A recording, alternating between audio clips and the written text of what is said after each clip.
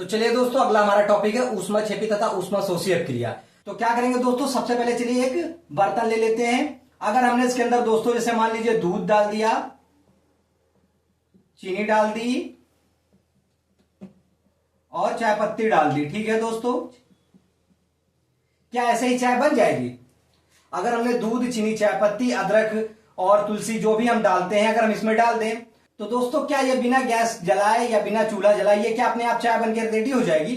नहीं हो पाएगी। क्यों? क्योंकि इसे ऊष्मा की आवश्यकता है, और जब ऊष्मा की आवश्यकता होती है तो उसे हम लोग क्या कहते हैं? ऊष्माशोषी अपक्रिया।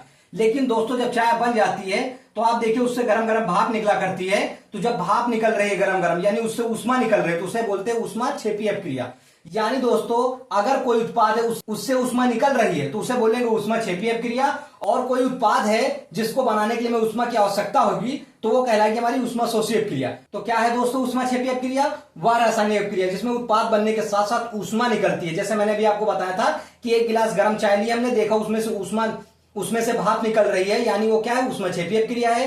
तो ऊष्माक्षेपी अपक्रिया कहलाती है, और इस अपक्रिया में ऊष्मा की मात्रा को दाईं ओर प्लस चिन्ह के साथ लिखा जाता है। तो चलिए देखिए, हमने क्या लिया? कार्बन लिया और ऑक्सीजन को जलाया। कार्बन क्या है? कोयला है। कोयले को जब हम ऑक्सीजन संपर्क में जलाएंगे तो क्या होगा? कार्बन डाइऑक्साइड गैस निकलेगी और हमें ऊष्मा प्राप्त होगी। तो दोस्तों ऊष्मा को जो मात्रक होता है वो होता है किलो कैलोरीज, और जब हम कार्बन को ऑक्सीजन संपर्क में जलाते तो 94 किलो कैलोरीज ऊष्मा प्राप्त होती है। उसे हम प्लस से लिखेंगे क्योंकि उससे ऊष्मा निकल रही है, यानी जब ऊष्मा निकलेगी तो हम उसे प्लस लगा के उस ऊष्मा की मात्रा को व्यक्त करेंगे। अब हम बात करने वाले हैं ऊष्माशोषी अपक्रिया की, यानी वह रासायनिक अपक्रिया जिसमें उत्पाद बनने के लिए ऊष्मा की आवश्यकता होती है। जैसे मैंने आपको बताया कि हमने एक बर्तन लिया, उसमें दूध डाला, चीनी डाला, चाय पत्ती डाला, लेकिन जब तक उसमें हम ऊष्मा नहीं देंगे वो कैसे चाय बना देगा?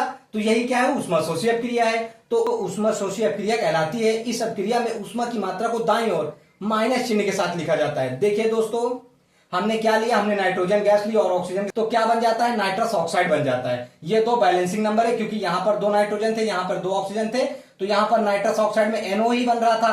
तो हम यहां पर 2 नाइट्रोजन 2 ऑक्सीजन थे, इसलिए हमने इसमें 2 से गुणा कर दिया, तो यहां पर भी 2 नाइट्रोजन और 2 ऑक्सीजन हो गए। ठीक है दोस्तों, और अगर इसे ऊष्मा की आवश्यकता होगी तो हम माइनस लगाकर इस ऊष्मा की जो मात्रा उसे माइनस लगाकर लिखते हैं। तो देखिए माइनस लगाकर हमने 45 किलो कैलोरीज उसकी ऊष्मा की मात्रा को व्यक्त कर दिया। समझ में आया दोस्तों? यानी बहुत ही छोटा सा कॉन्सेप्ट है कि